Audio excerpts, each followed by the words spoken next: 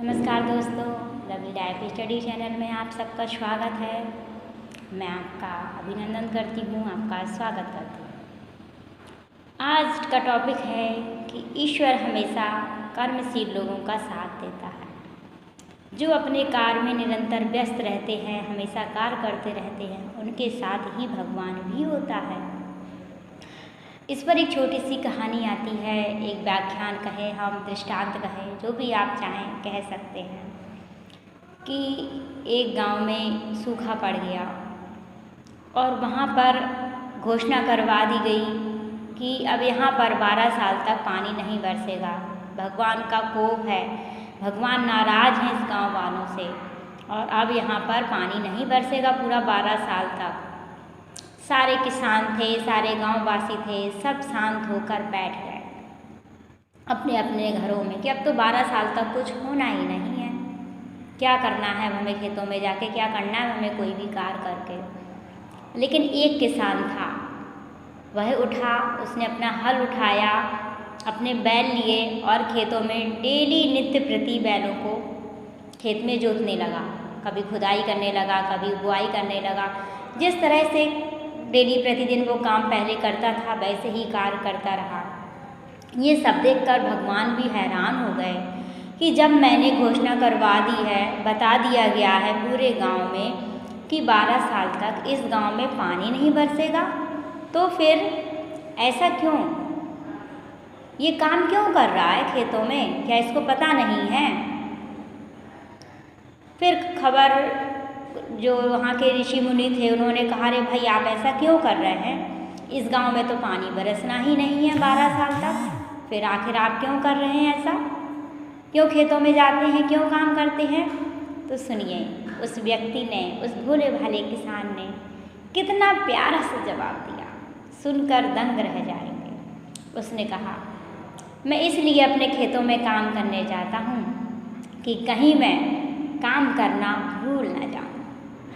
हो सकता 12 साल बाद बारिश हो, जब तक मैं हल चलाना ही भूल जाऊँ, जब तक मैं बैलों को जोतना ही भूल जाऊँ, जब तक मैं खेतों में आना ही भूल जाऊँ। इसलिए मैं ये सब कार्य भूलना नहीं चाहता और मैं दिन प्रतिदिन इसी तरह कार्य को करना चाहता हूँ।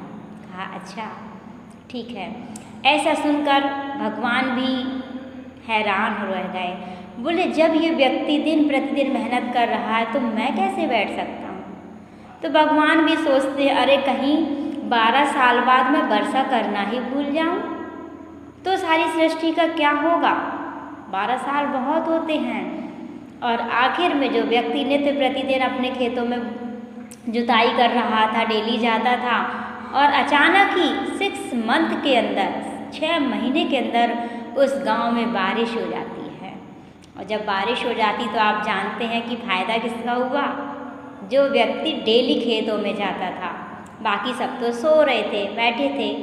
तो इस स्टोरी को मैं आज यहाँ इसलिए लाई हूँ, उन सभी स्टूडेंट्स के लिए, उन सभी छात्र छात्राओं के लिए जिनके पेपर टल जाता है या एग्ज़ाम पोस्टपोन्ड हो जाता है या फिर कहीं ना कहीं वैकेंसी देर में आ रही होती है, तो हम सब वहाँ बैठ जाते शांत होकर। और फिर क्या होता है, अचानक फॉर्म आ जाते हैं, 20 दिन में फॉर्म भरिए, 20 दिन में सुपर टेट का एग्ज़ाम, 20 दिन में टीजीटी का एग्ज़ाम, 1 महीने में ये एग्ज़ाम वो एग्ज़ाम।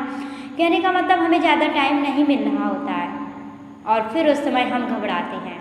लेकिन उस समय वो छात्र बिल्कुल शांत रहता है जो नित्य प्रतिदिन अपनी पढ़ाई कर रहा होता है।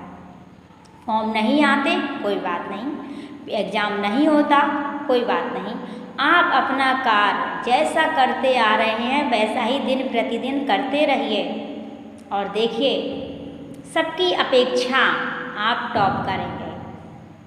बस एक ही आपको ध्यान रखना है कि अपने कार्य के प्रति ईमानदार, लगनशील और प्रयत्नशील होना है। आप खुद ही अपने आप में एक अच्छा अनुभव करेंगे और आप बहुत अच्छे छात्र भी बनेंगे और आप टॉप भी कर पाएंगे। सो गाइस, आपको वीडियो पसंद आया हो तो प्लीज़ लाइक, सब्सक्राइब, कमेंट ज़रूर करें। Thank you.